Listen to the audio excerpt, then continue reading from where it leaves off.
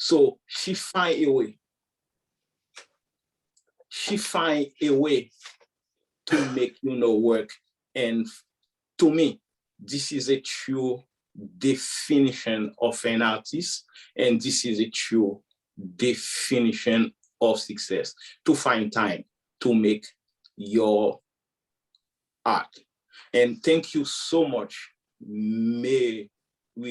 We are so thrilled at the Charter Oak Center to show those amazing abstract work. With no further ado, I would like to introduce you to our executive director, Rabbi Dana Berman. Oh, Pierre, thank you so much for that lovely, lovely introduction. Oh my goodness. Welcome everybody. It's so lovely to see you here. Tonight we have a really, really special treat. We're going to spend an hour with artist Maria Matrone. We'll look at her work, as Pierre said, and then she'll be interviewed by Katie Hanley about her creative process and about her creative and artistic vision. Before we begin, let me just say a few words about the Charter Oak Cultural Center. We're a multicultural arts center doing the work of social justice through the arts, and we offer free arts education to Hartford kids. We offer 3 programs for members of the homeless community that provide educational and employment opportunities in the arts, and we host cool exhibits, obviously, and performances that celebrate the various cultures and traditions and life experiences that make this community and this country great. Please visit our website to learn more. I just want to mention a few events that are coming up. Tomorrow night, we have Read It and Sleep, which is a family pajama party. And you come and we read a book together, and you get a copy of the book to keep. And tomorrow night, the reading of the book will be in the form of a puppet show. Like, what could be better than that, right? And then Sunday, we have a children's play about Cesar Chavez. And then on April 28th, which is next Thursday, Jim Malley, who is a Central Connecticut State University professor, will give a talk and a demonstration about how trauma affects us and techniques for calming our nervous systems. And finally, on May 19th, we invite you to come to our 21st annual gala at the Hartford Downtown Marriott. This is our biggest fundraiser of the year. It's the lifeblood of the Charter Oak Cultural Center, so we really could use your support so that we can keep on doing the kinds of wonderful things that we do for the community. Like our virtual exhibit tonight, we are honored to bring you the wondrous art of Maria Matrone. Maria Matrone has enjoyed a lifelong love of art and music. Maria expressed herself through art in her own unique way during her school years. Upon graduation, she created and sold her art pieces at a local art collective for artists with disabilities at Studio 810 in Las Vegas. Maria's physical challenges due to cerebral palsy do not keep her from creating the most beautiful abstract pieces. Maria uses her eyes to communicate with her computer. And when COVID-19 hit and Studio 810 had to close, Maria created an impressive collection of over 400 pieces entirely with her eye movements on Art Rage. Creating art is Maria's passion, and I want to say that I am very, very grateful to Amy Hirsch for introducing Maria's work to me and to Pierre. Our interviewer for tonight is Katie Hanley. Katie is a Hartford resident who has been an ally to the disability community for as long as she can remember, and an advocate for access to the arts ever since she was introduced to Charter Oak over a decade ago. And now, everyone, here are Katie and Maria. Hi, everybody. It's so good to have you here. I'm honored to be here and to get to be the one to ask Maria the questions about her art, which will happen promptly after we take some time to take it in. So Maria is going to share her screen and do a slideshow of all of her pieces. You will get to soak in each piece for about 15 seconds. There will be first a title slide, so you know the name of the piece. And then there will be 15 seconds to review each piece. So Maria, when you're ready, go for it. And we will sit here in silence and take it all in. And then I will follow up with questions afterwards. Hello, it is nice to meet everyone. Hi for us.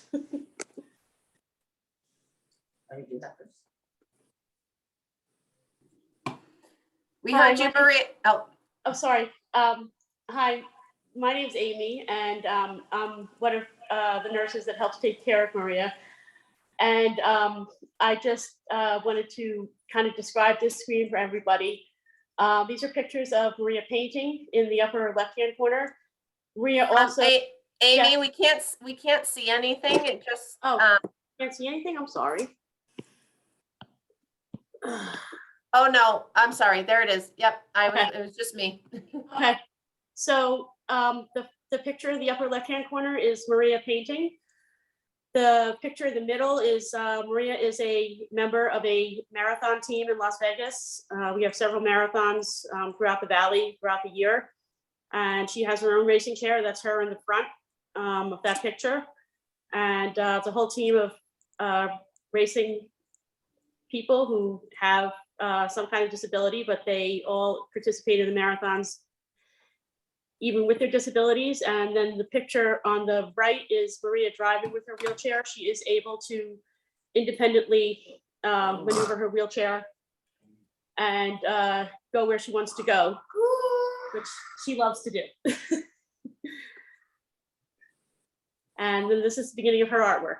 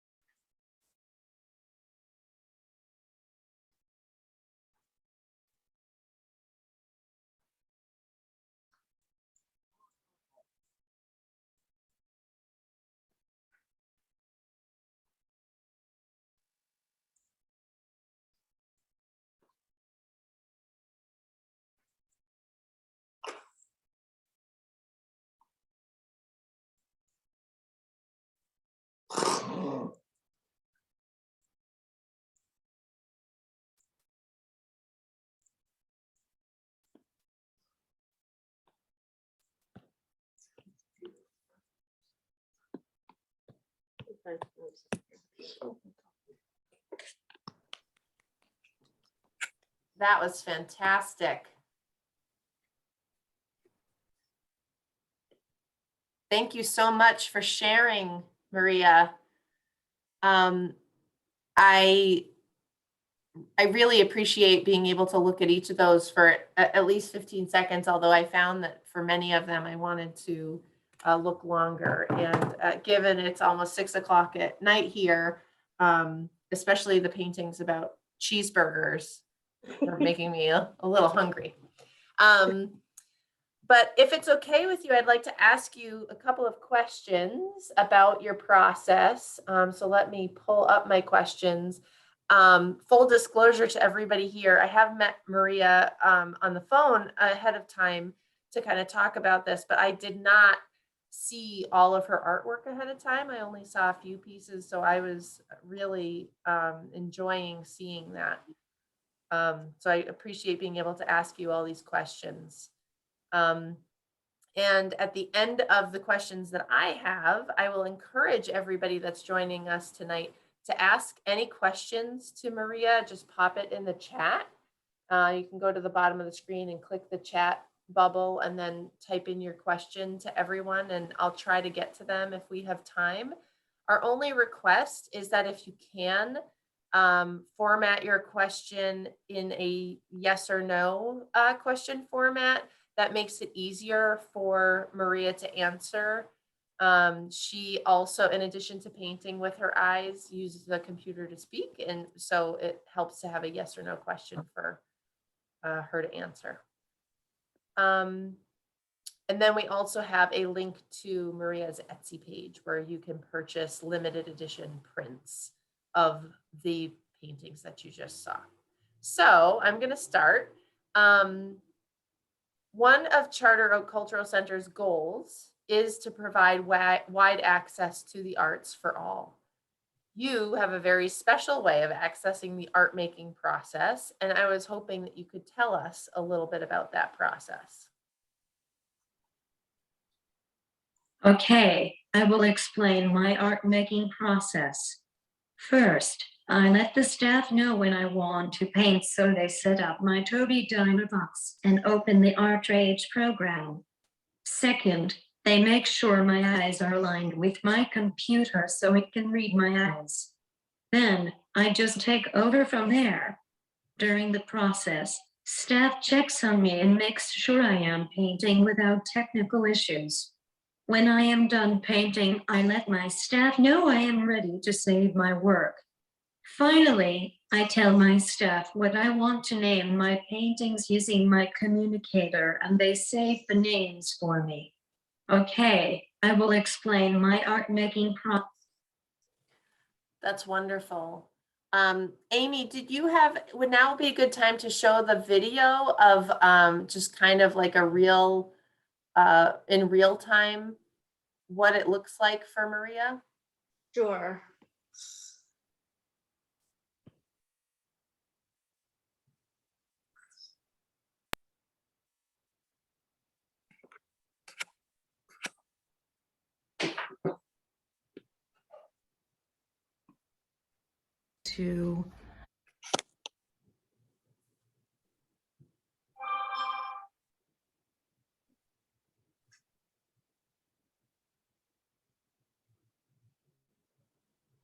I know in the original video, Carol was talking during part of this. I'm not sure if you guys can hear that or not. No, No. we can't. Okay, so this is Maria painting. She has 2 stands and 2 Dynavoxes.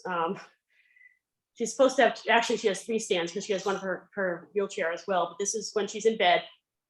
She can do her art from anywhere. She can do it from a wheelchair, from in her bed.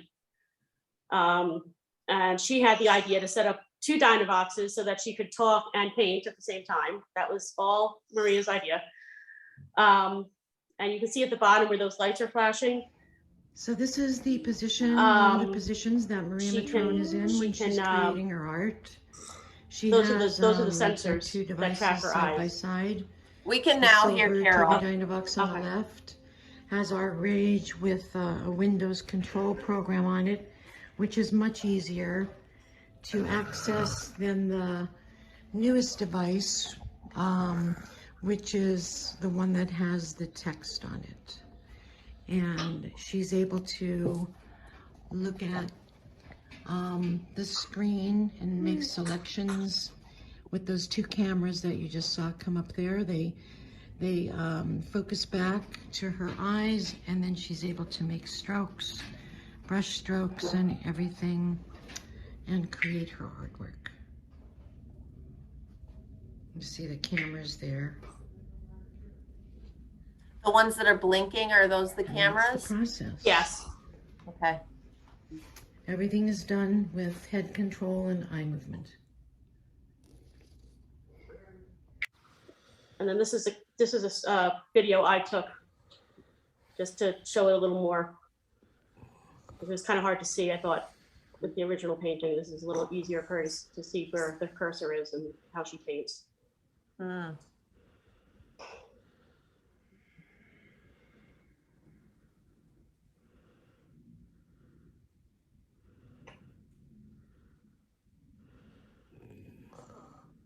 Mm.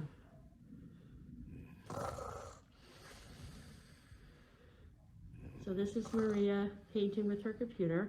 She's got her tools on the left and her palette of colors on the right. And she can choose any color she wants and any tool she wants. She's only using her eyes.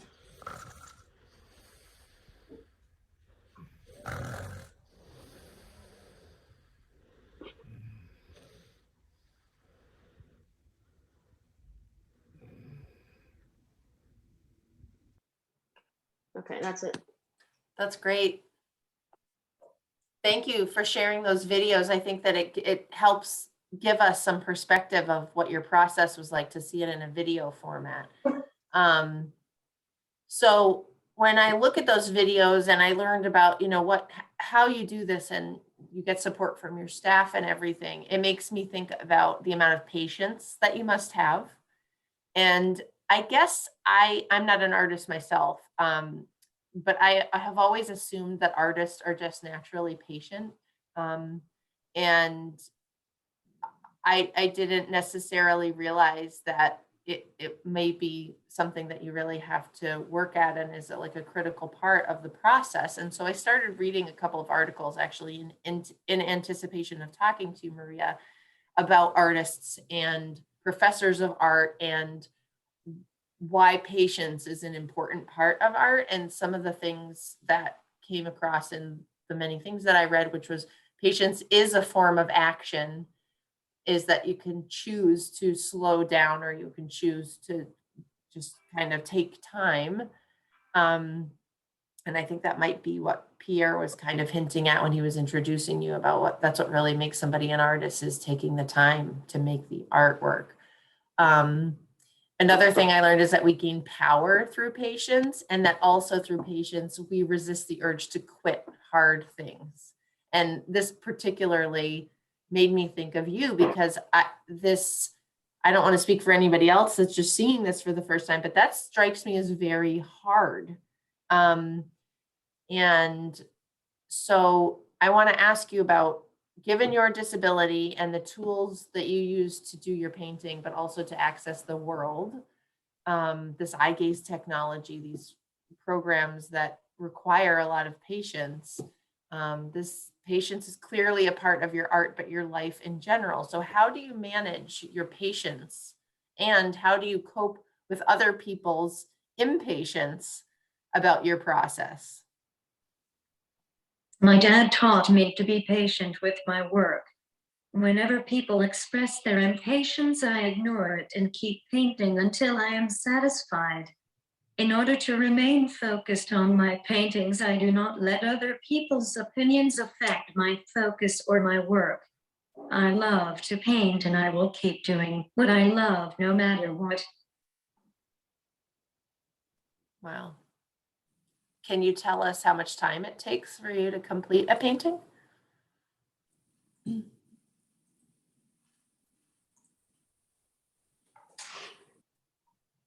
It took me 8 hours to complete a painting yesterday.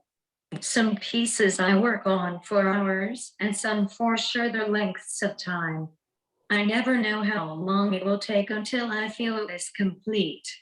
Using eye gaze technology has its perks, but it can also be time consuming. It is not easy to make every selection with your eyes staring at the screen for long lengths of time, but I do it anyway because I love it.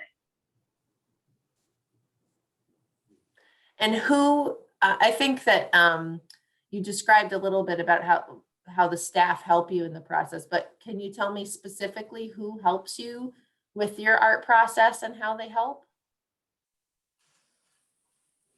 I have staff and family who help me by setting up the ArtRage program on my Tobii Dynavox. After that, I take over from there and start painting away. While I am painting, staff checks in on me to see how the process is going. They help make sure my computer is still aligned with my eyes. I let them know when I am done and they save my work for me. That's awesome.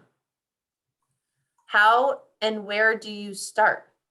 Like, how do you choose a theme for each of your painting and just start?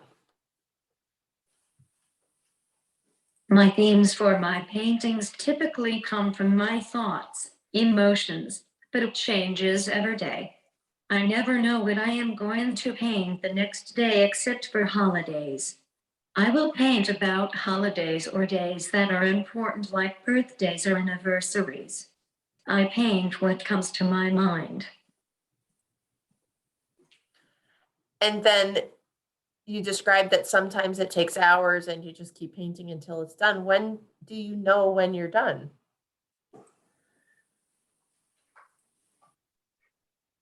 I know when I am done with my work, whenever I feel it is complete, or if I have filled every space with color.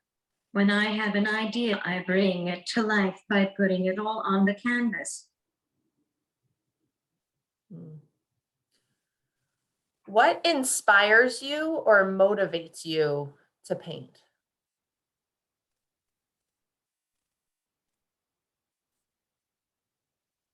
My inspiration for my artwork is from my dad.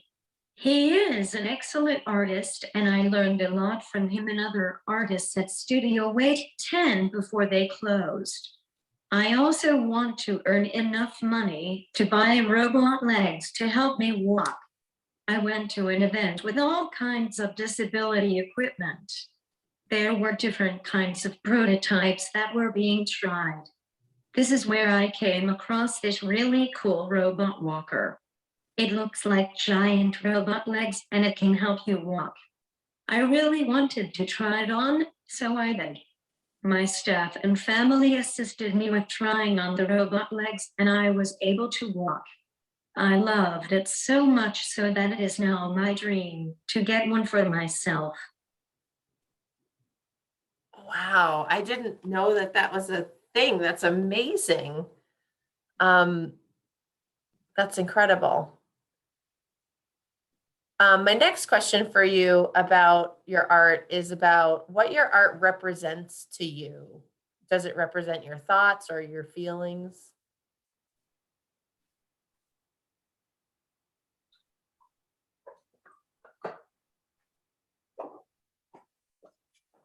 I put my thoughts and emotions onto the canvas to make them come to life. Then I make them beautiful and rich with color. To me, they represent memories, people I love, pets I've had, all of my lows and highs. Whenever I paint, it makes my soul feel good. It is that feeling you get after you've poured your heart out. Painting lifts me up no matter what kind of day I am having.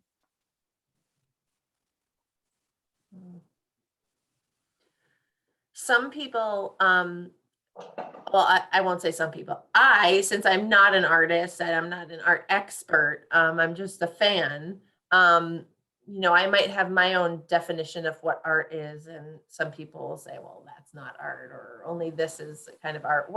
How do you define art? What does art mean to you? Art is so fulfilling.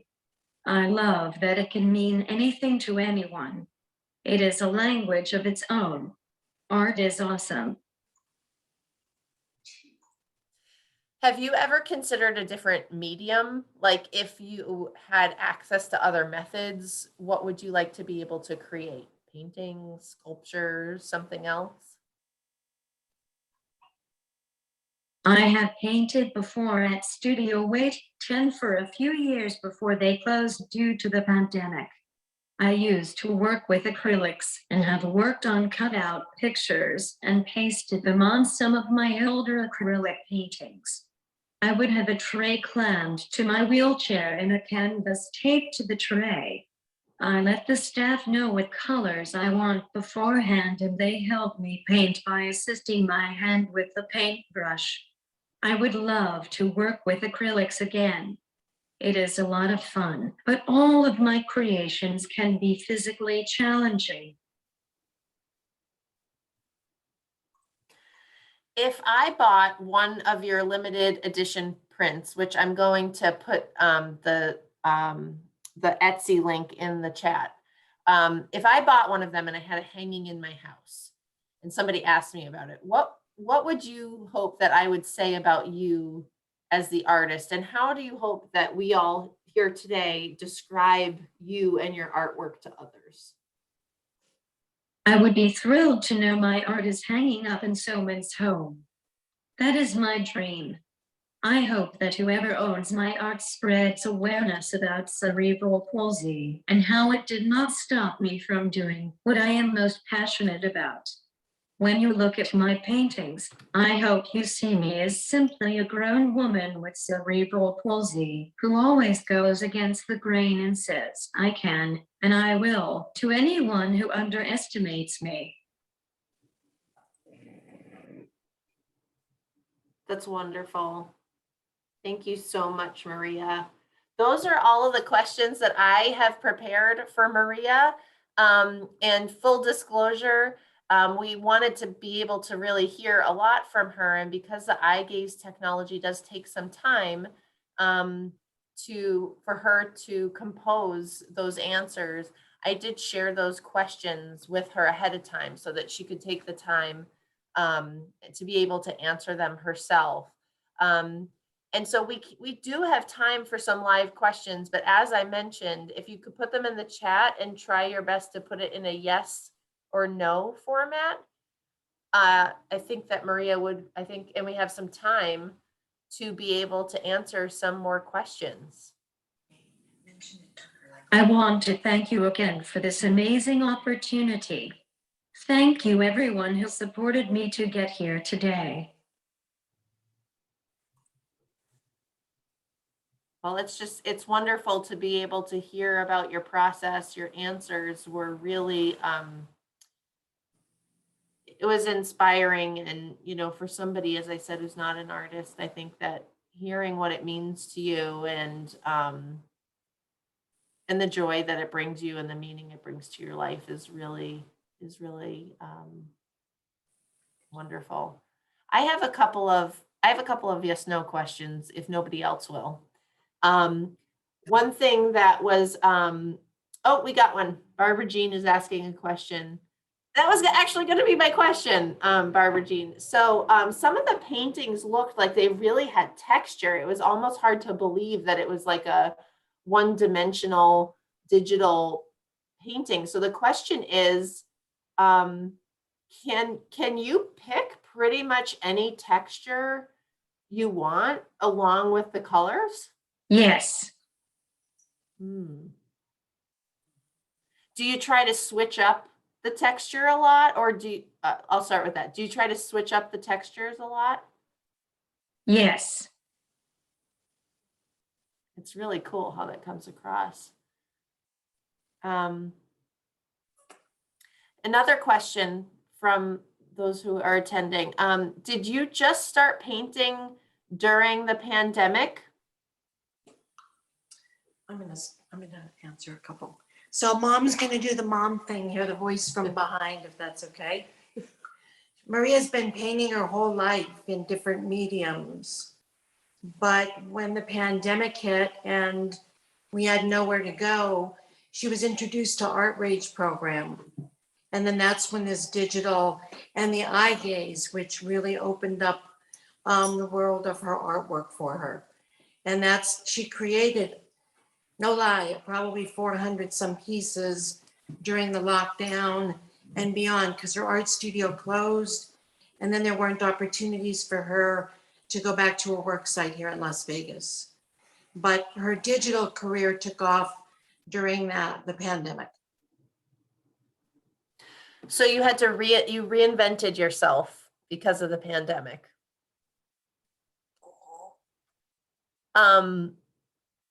Did you Not sure. All right, now I have a very serious question, which I Yes. wonder, yes. Yeah. Are you, although you were able to be very productive and become a digital artist during the pandemic, are you sick of this?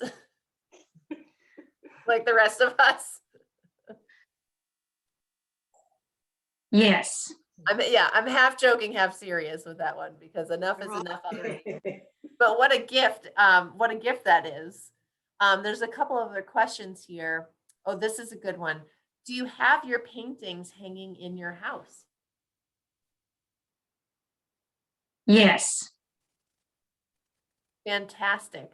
Do the family members that are sitting with you tonight, Yes. do they have them hanging in their house? Yes. Yes. Question for Mom, and just so that everybody knows, Mom is Carol. Carol, what type of painting did Maria do pre-COVID again? Well, she worked at Studio 810 on markers. She used markers, acrylics, finger painting. They did a plethora of things down there. Collages, whatever Yes. the medium of the day was, she would try and participate to the best of her ability. And that studio really opened up her ability. Yes, here's one. Here's one that she did, Art Matters. This was in 2017, and it's called The Prize of Love.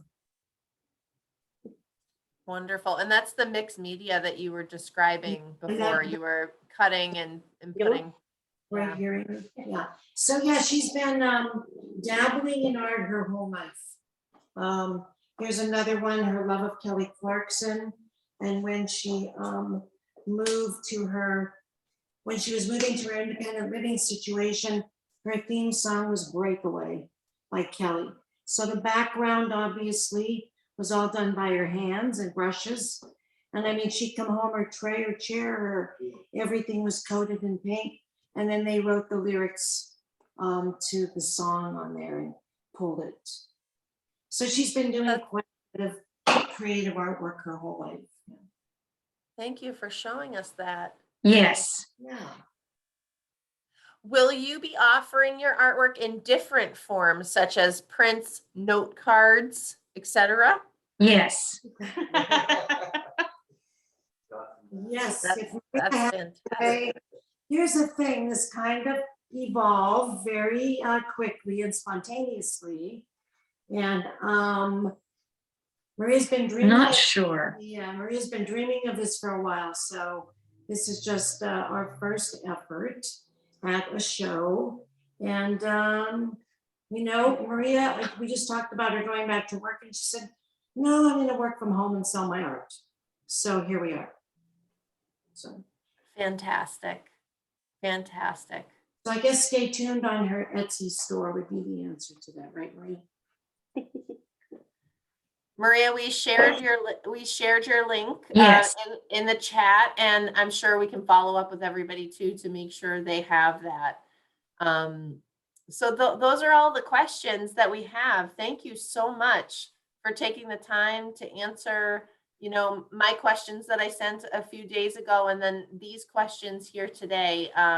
You're going to be somebody that we remember, and hopefully all of us here will take time to check out the Etsy shop, buy a limited edition print, and be able to have that conversation with the people who see it in our lives, and to talk about, you know, what we learned about Maria today, and how meaningful art was for her, and how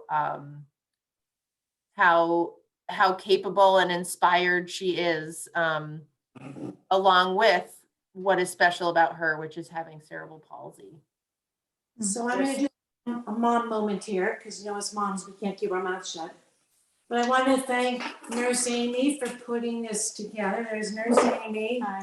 And presenting this opportunity. Maria was told about this on her birthday on March 29th, okay? So, and then I want to also thank our art curator, Adrian Garcia, and his sidekick, Aries, for putting all the slides and the pieces together and pulling this all together. And Adrian has been a big supporter of Maria's for a long time. And her two dads are here, who've been a big support to her through her life as well. And so thank you very much. And Maria has one more comment. I want to thank you again for this amazing opportunity. Thank you, everyone who supported me to get here today. You know, Maria, I want to say one more thing. I want to I say, want to thank you again. Hang on. I want to say, you've been so gracious, and you've thanked us. And I want to thank you for the honor of showing people your work, for exhibiting your work. It was really an honor for the Charter Oak Cultural Center. And really, it was just a marvelous, marvelous night. Thank you. All right. Everybody go to Etsy. Thank you. Thank you, Maria. Thank you so much. Thank you. And Maria, you have lovely, are you looking at the chat? You have lovely comments coming, lots of love coming towards you from the chat. And I want to thank Katie Hanley for just being such a wonderful interviewer, and Meenu Sharma for being our house manager, and Pierre Sylvain for being our wonderful gallery director and curator. And thank you all for being with us tonight. Bless you. Thank you. Thank you. Thank you. Thank you. Thank you, everyone. Thank you. Is he recording? Yes. For 2 weeks, you said, huh? Yeah. What